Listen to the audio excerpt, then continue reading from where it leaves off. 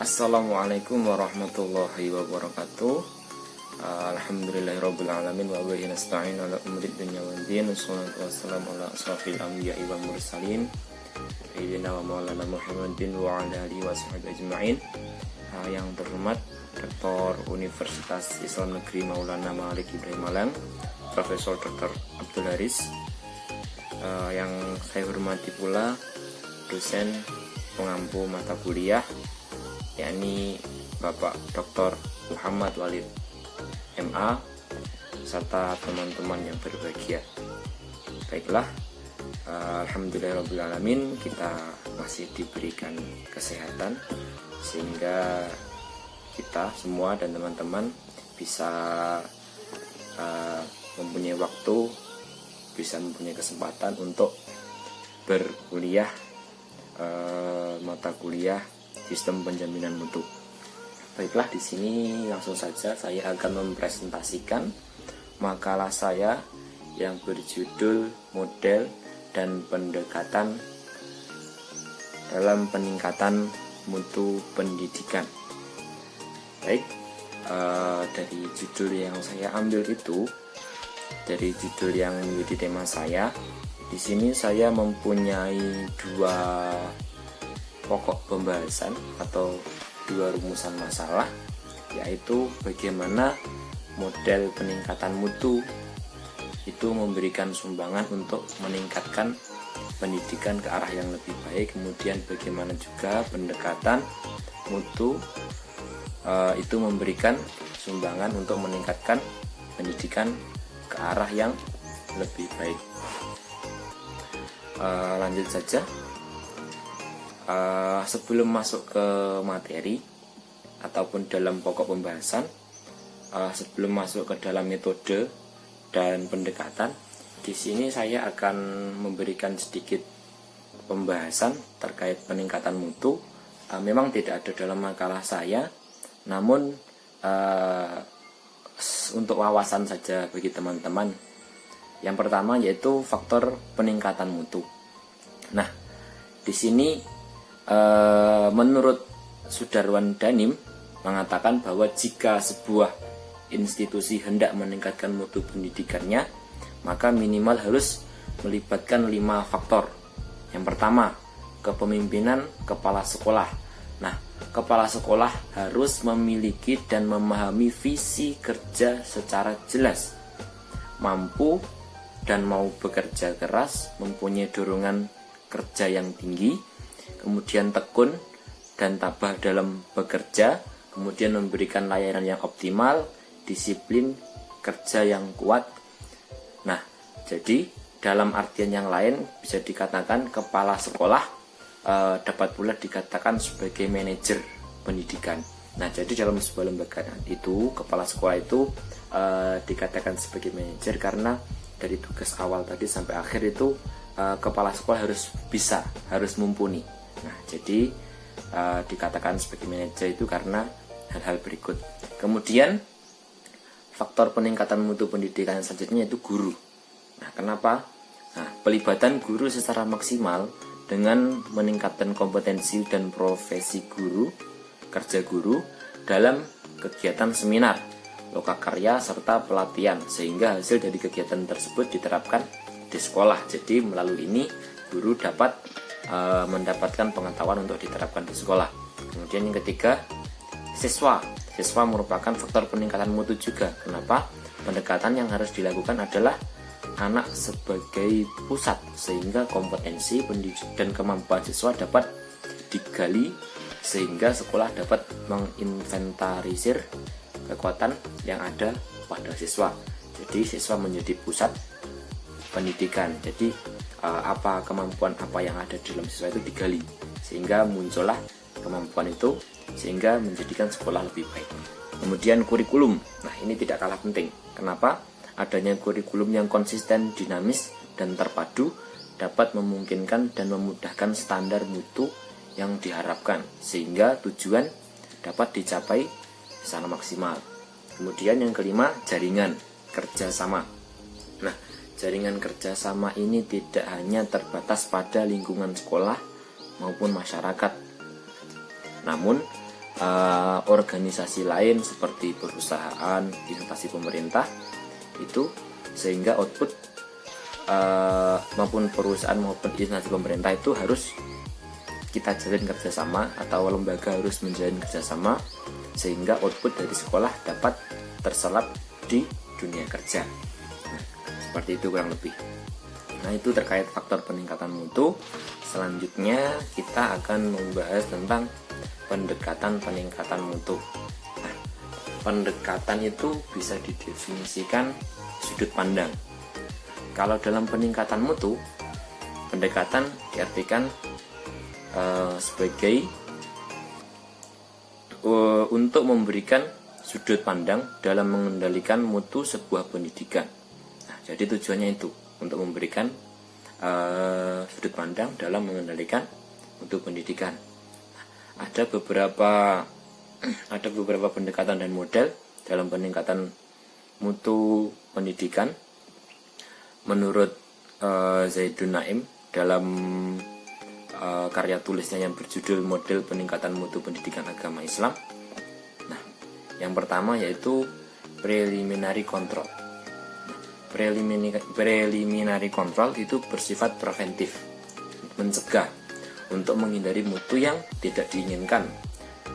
Nah, kemudian untuk apa? Untuk mencapai mutu yang semakin meningkat. Nah, preliminary control ini difokuskan pada input atau sumber penyebabnya. Dengan memperbaiki input, berarti melakukan pengendalian terhadap komponen transformasi, output, dan nilai bagi stakeholder.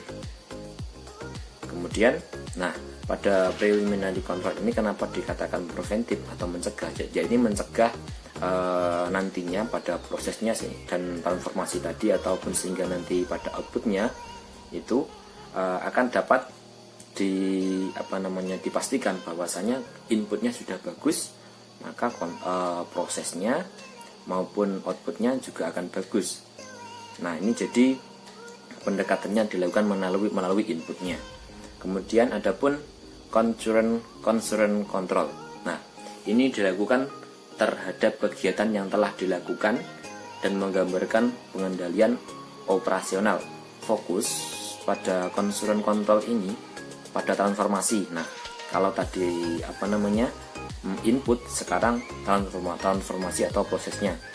Nah, untuk mencapai proses penerimaan pendidikan yang optimal diperlukan kontrol yang efektif sehingga hasil yang diinginkan dari pendidikan bisa tercapai pada aspek proses.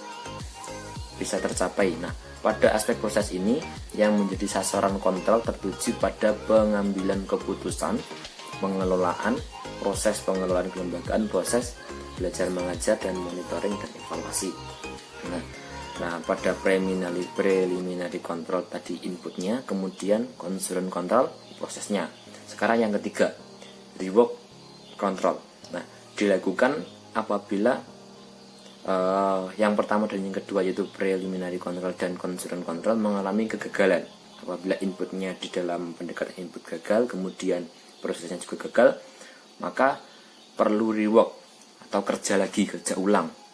Nah, terhadap defect atau cacatnya dan output yang tidak sesuai dengan target. Nah, pendekatan perbaikan mutu ini memerlukan sumber daya yang relatif besar. Kenapa? Karena harus kerja ulang lagi. Nah, fokus rework yaitu pada komponen outputnya.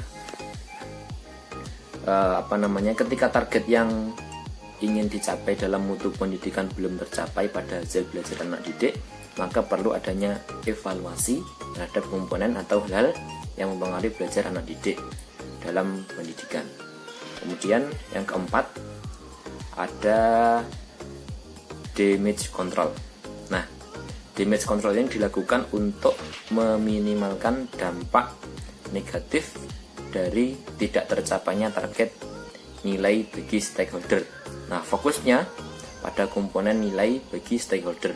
Nah, dalam hal ini lebih menekankan pada evaluasi kinerja stakeholder dalam pencapaian target yang belum terrealisasi. Kalau tadi lebih kepada input, kemudian proses, kemudian output.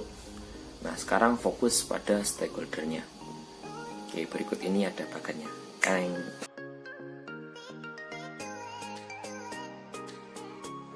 Kemudian selanjutnya yaitu model peningkatan mutu.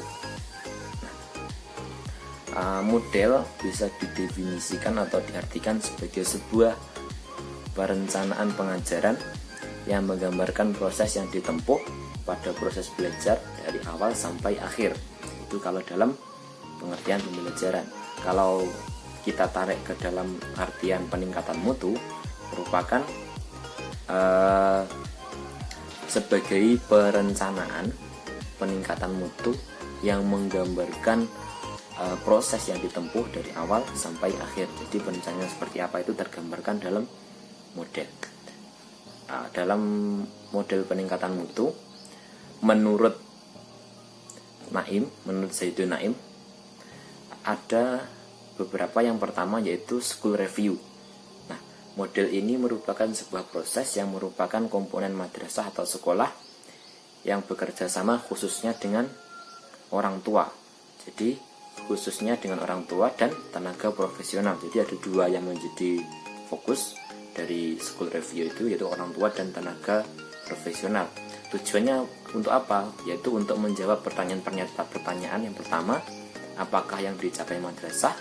Yang kedua, bagaimana prestasi yang telah dicapai anak didik? Yang ketiga, faktor apa yang menghambat? Kemudian, apakah faktor-faktor yang dimiliki atau faktor yang mendukung yang dimiliki lembaga pendidikan? Kemudian ada school review, ada pula benchmarking.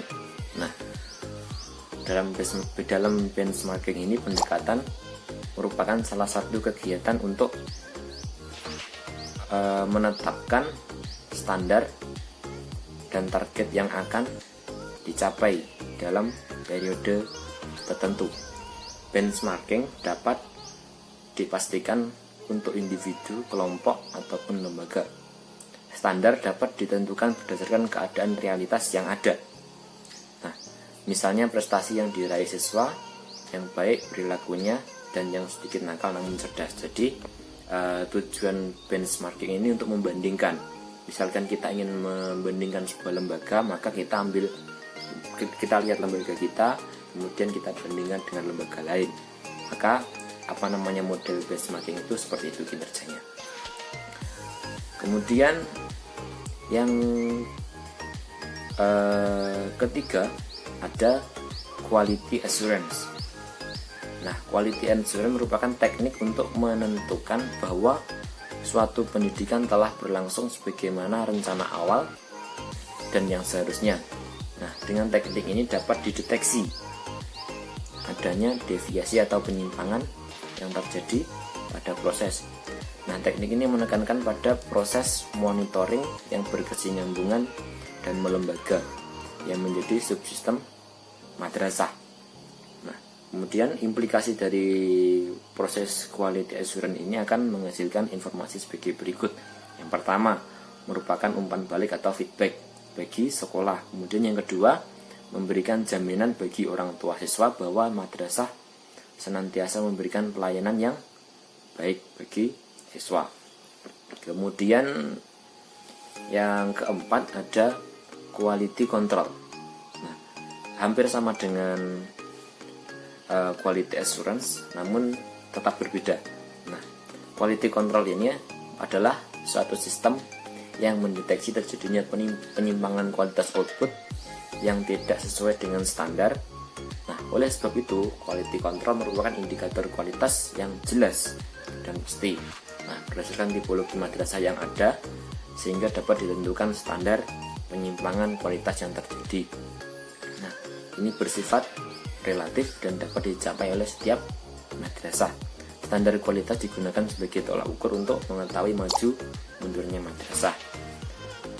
Jadi itu dari sini dapat saya simpulkan bahwasanya peningkatan mutu dalam sebuah lembaga pendidikan ini tidak hanya dilakukan dengan menggunakan satu pendekatan atau model saja, namun pendekatan dan model tersebut harus dikuasai untuk mendapatkan keoptimalan dalam peningkatan sebuah pendidikan. Karena tidak mungkin kalau kita hanya menguasai terkait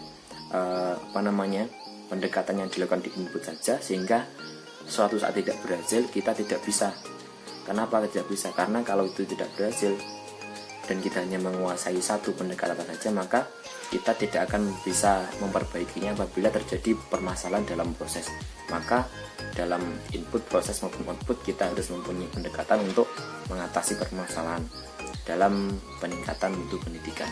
Nah, kemudian kesimpulannya, pendekatan yang saya simpulkan ada 4, yaitu preliminary control, concurrent control, reward control, kemudian damage control. Kemudian adapun untuk peningkatan mutu pendidikan, modelnya ada school review, ada benchmarking, ada quality assurance, dan ada quality control. Nah, sekian presentasi yang saya lakukan, yang saya sampaikan. Semoga bermanfaat bagi teman-teman dan semoga selalu diberikan kesehatan.